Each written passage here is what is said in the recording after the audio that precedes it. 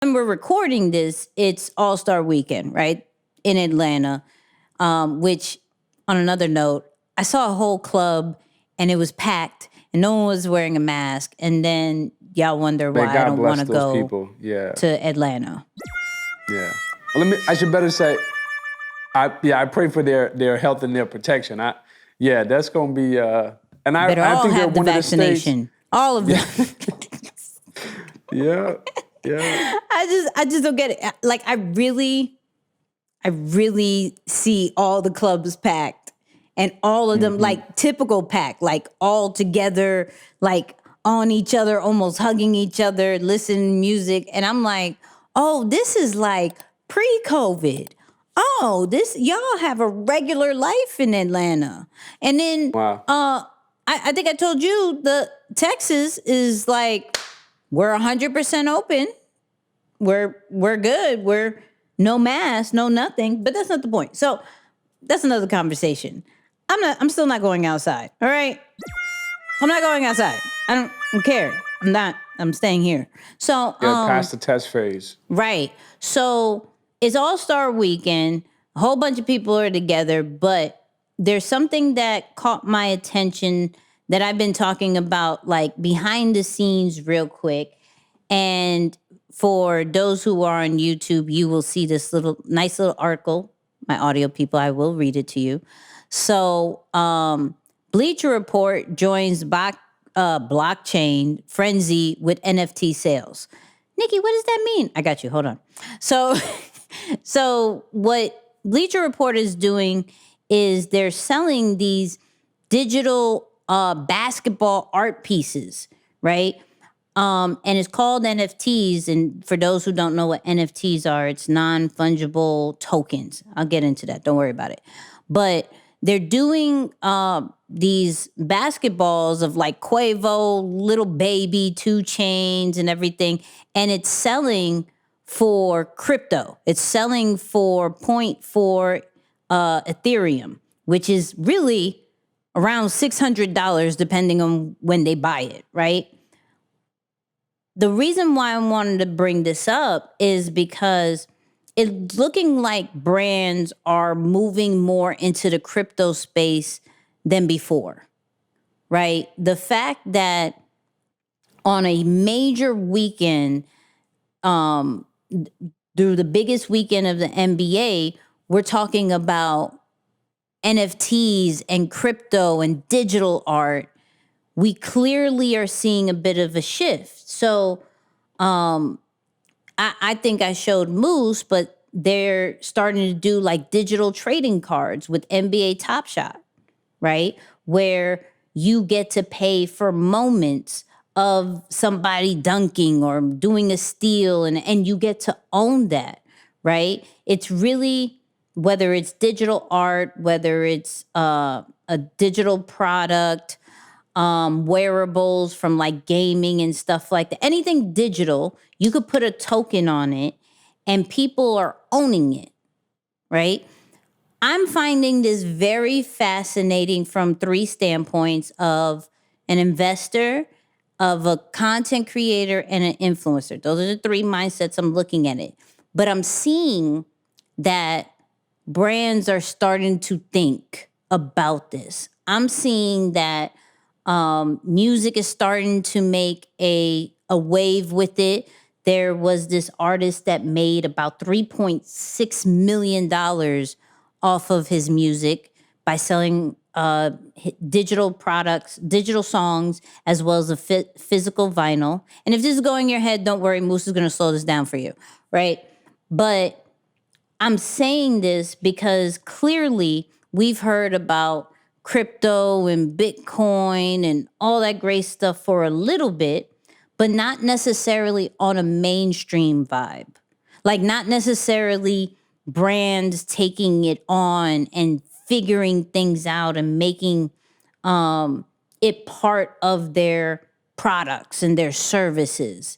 But with such a big weekend and, not necessarily staying on what's happening in the blockchain community, but that people who are going to All-Star Weekend could possibly pay for digital art, which they'll get the physical basketball, but they're paying for digital art and they're paying with crypto, or they're getting it for the value of what this crypto coin is something we have to pay attention to. Is something as far as us as being brands and businesses have to look at, and like, how can we incorporate it in our standpoint? Like, what are we doing with it? But Moose, slow it down for them, because I know I went. Yeah. No. This is a big conversation now, right? And again, I'm going to really credit the branders and the marketers out there for choosing to make this a big part of the weekend, with the NBA being just so gigantic right now. There's really no other way to say it. They've done a phenomenal job marketing, navigating the pandemic, speaking to the Black Lives Matter movement. Like, they've done so many great things from a marketing and branding standpoint that has brought more positive energy and more eyes and attention to their game, that for Bleacher Report, number one, to start paying attention to the NFT space, the crypto space. The shift here that's happening, y'all, is that this whole concept of cryptocurrency and just the virtual world is becoming so normal. Yeah. You've heard this is a term that's been used a lot. We got to start normalizing XYZ. Well, right now, I think the virtual world is starting to become normal to the majority consumer, that brands like a Bleacher Report that's becoming an early adapter into this space is saying, okay, let's merge it. And they're known for being, of course, relatively involved into the entire All-Star Weekend, just that entire event. They're involved in that heavily. So they're now starting to implement some of those layers to it to create those moments and be one of the first people to move. Now, here's the thing, and everyone needs to make note of this.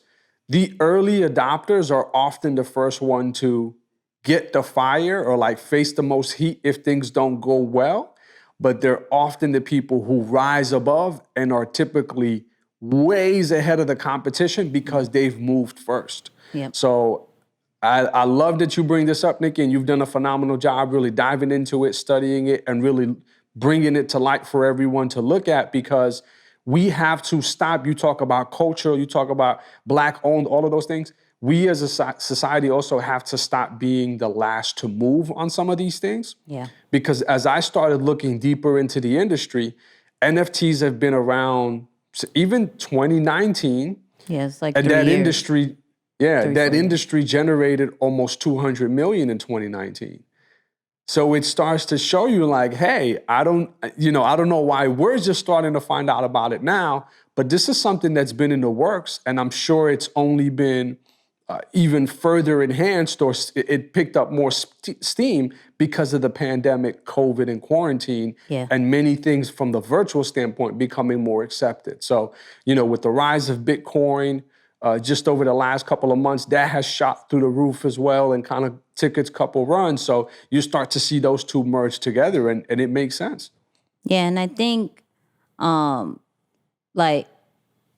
we have to see that everything is turning digital.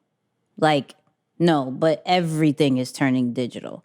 Not only from content and all that great stuff, but like our money is digital.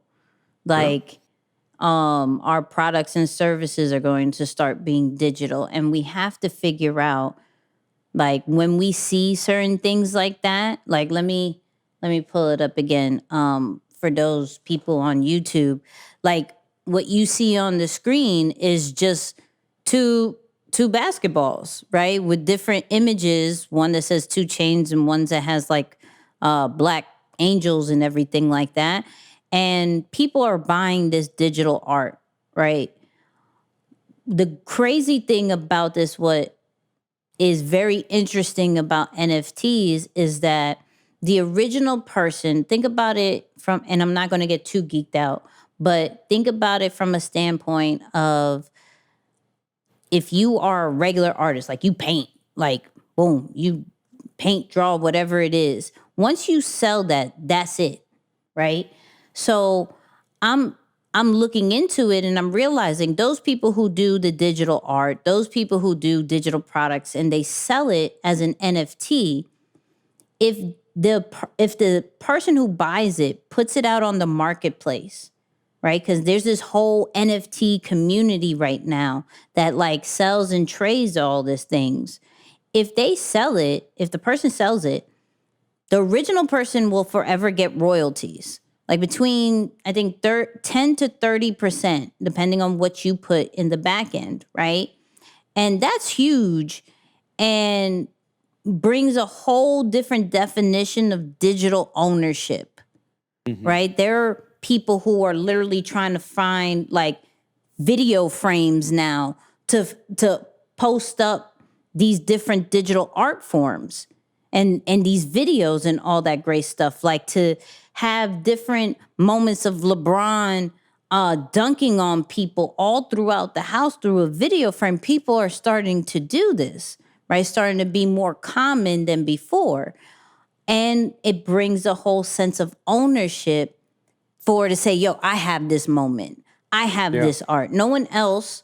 They'll be rare. It's not like how we see digital now as far as like you could buy it on the site whenever. It's like only 200 or 500 of these were made. And those who have it, it's yours, right? Yeah.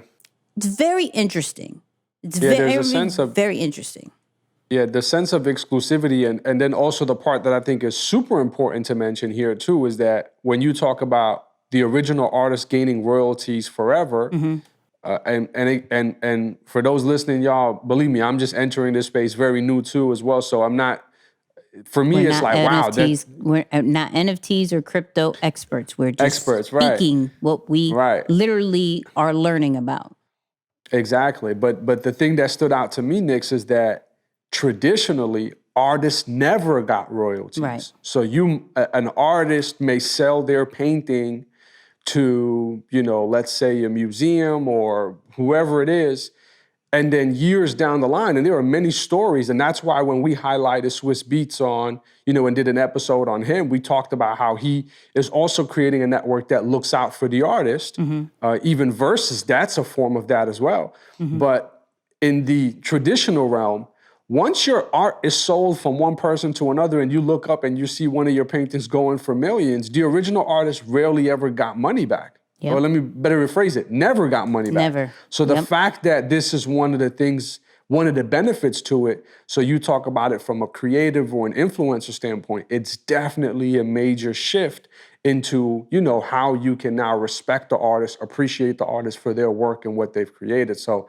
yeah, that's definitely one of those benefits that I think is extremely cool too. Yeah, and go check out that Swiss Beats episode that we did, because he was talking about, changing the art world of where, from a physical standpoint, that the artists will get royalties, but now it's making a wave digitally, and this is kind of interesting. But the fact that it's happening in the NBA with the digital trading cards and Bleacher Report and everything like that, like I bought a digital trading card pack 2 days ago or something like that. Like this is starting to be a normal thing, and it's very interesting.